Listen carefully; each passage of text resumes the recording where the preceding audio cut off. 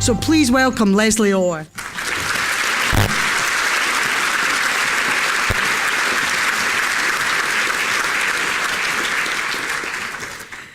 Friends, it's a joy to be at this event, and it's really a privilege for me to have this opportunity to speak on behalf of Women for Independence. When I look around and I see the faces and the friends, and I hear what Elaine has to say about this movement, it makes me almost want to cry. And I feel a great sense of responsibility and accountability, because we have to take women seriously. And whatever this movement goes forward to do, we have to take gender justice seriously.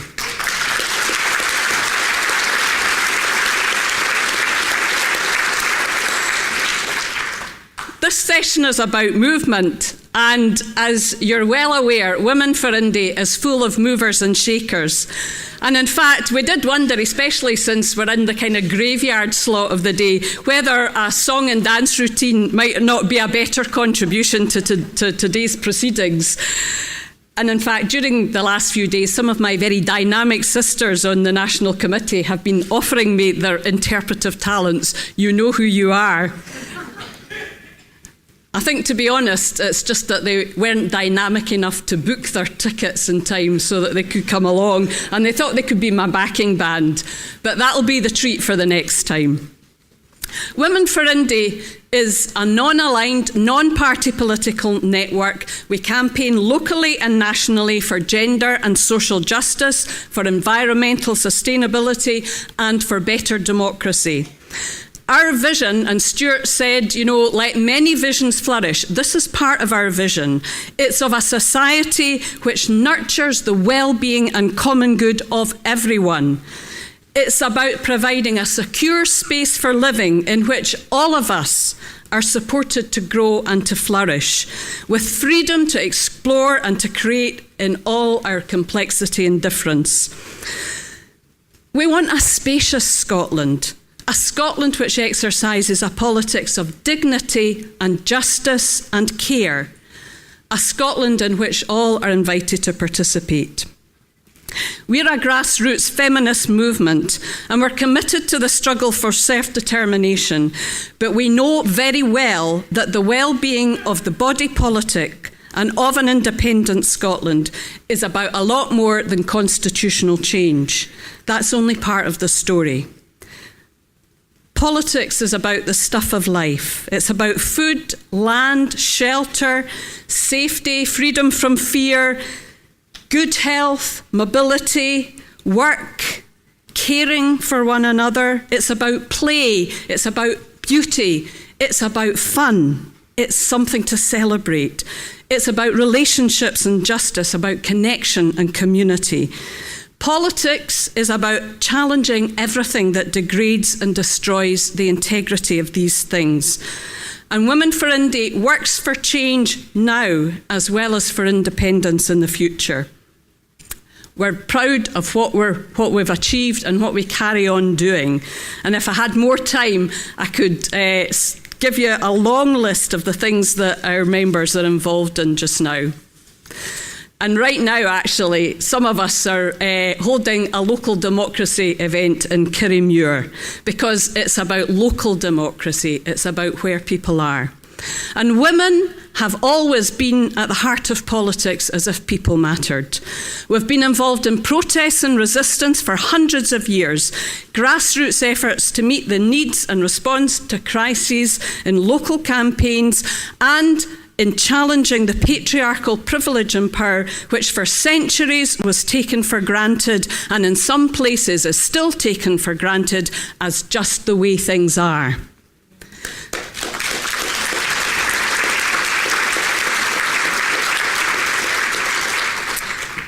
We believe that the wider independence movement has a lot to learn from Women for Indie, from our ways of doing things, and from our fine Scots tradition of determined women organising as agents for social change.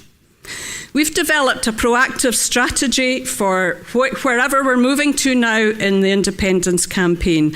We're putting women's practical wisdom, their experience, and the big issues that matter most to women and to all of us: food, economics, human rights, well-being. These things are at the centre of our campaigning. We're going to be challenging the vicious politics which have exacerbated the feminisation of poverty and injustice. The UK government's so-called welfare reform has a grotesquely disproportionate impact on women's accesses to resources, to security, and to safety. Over this decade of austerity that began in 2010 and will carry on to the end of this government, 86% of net savings raised through cuts to social security and tax credits will come from women's incomes.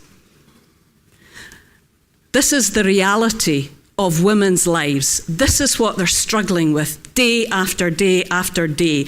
This is the kind of thing that makes women fear and be anxious for the future. This is what we have to take seriously. Women and girls live daily with these very deeply embedded gendered inequalities and their impacts, from explicit discrimination and violence to those disparities of wealth and power, to the enduring occupational segregation that loads women into low-paid, insecure, precarious work. The double burden of care, of paid and unpaid work, the relentless scrutiny and intimidation and mundane violations of everyday sexism. This is central. If we don't tackle these issues, and if we don't start doing it now, we can't build a better Scotland. Dignity and self-determination, autonomy and empowerment is our aspiration for Scotland as a movement. And it also drives our feminist analysis and practice. As we move forward into campaigning mode, the clear message from Women for Indie is that we believe an independent Scotland offers the best hope for building a better society and the world. But it also has to be independence for women, rooted in gender justice and human rights. Independence is not a magic bullet. And rather than flag waving or even willy waving, we want to keep working to model the change that we want to see. Our approach is grounded in local communities, in respectful listening, in encounters and conversations, in evidence and reasoned arguments, based on friendship, based on relationship.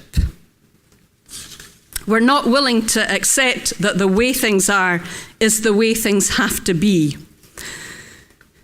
I'm a member of the Iona community, and George MacLeod, who was the founder of that community, used to say that only a demanding common task builds community.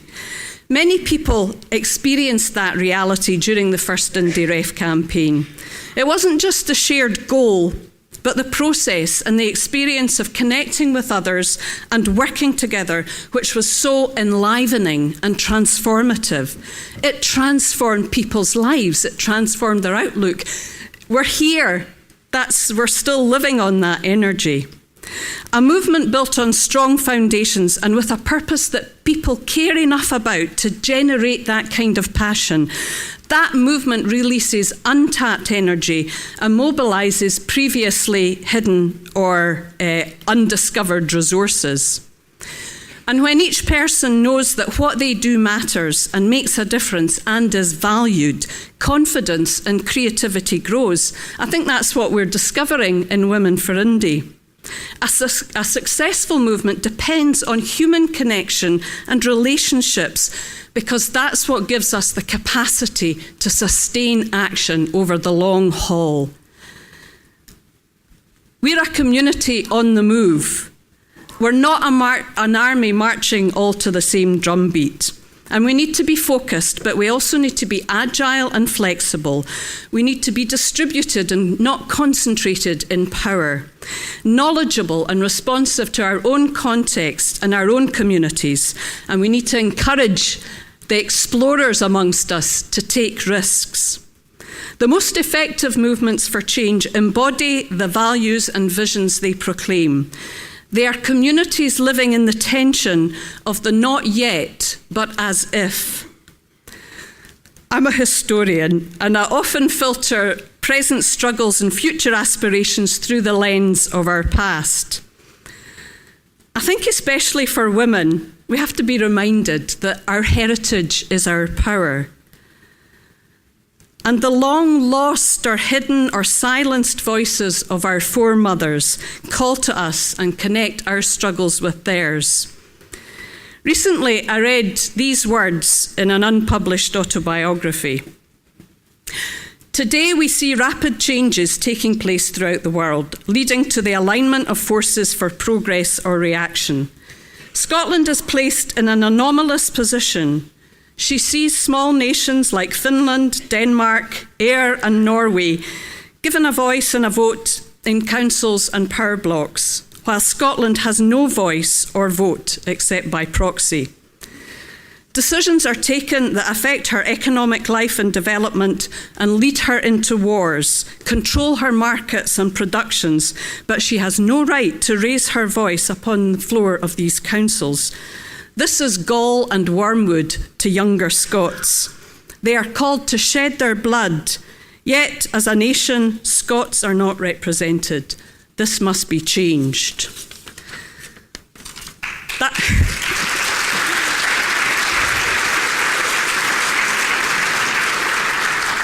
Not my words, but words written at the end of a long life of protest and politics, written in the early 1950s by Helen Crawford, a name that some of you might be familiar with. Helen was a suffragette, a militant, a socialist, and an anti-war activist from Glasgow. Her mission in life was to stir the spirit of revolt, particularly among working-class women, whom she believed needed collectively to occupy public space and speak for themselves. During the First World War, Helen was a leader of the rent strikes and of the remarkable Women's Peace Crusade, a grassroots movement which spread from the tenements and closes of this city in Govan and Bridgeton across Britain and further afield, binding disparate groups of working women and their families in solidarity, daring to enact an alternative vision and an alternative social order. We have lessons to learn from the great social movements of the past and from the women who led them. The Peace Crusaders sang as they marched, and any movement that doesn't sing is not really worth the toss. So in honour of the boldness of spirit of Helen Crawford and her Peace Crusaders, and to fire us up for the journey, I just want to finish with the last verse. I'm not going to sing it, by the way. The trouble is I don't know the tune, but I've got a friend who's writing one for me. But I want to finish with these words of a song which I think Helen wrote, and it was called Song of the Women. So just imagine these women during the First World War marching for justice and peace, and let's follow in their footsteps. Women of the world, we greet you, sisters all in heartfelt aim. Speed the hour when we shall meet you, heroines of peace acclaim. Visions of the life we long for, full of joy as children's play. Urge us on and make us strong for our invincible fight today. Thanks.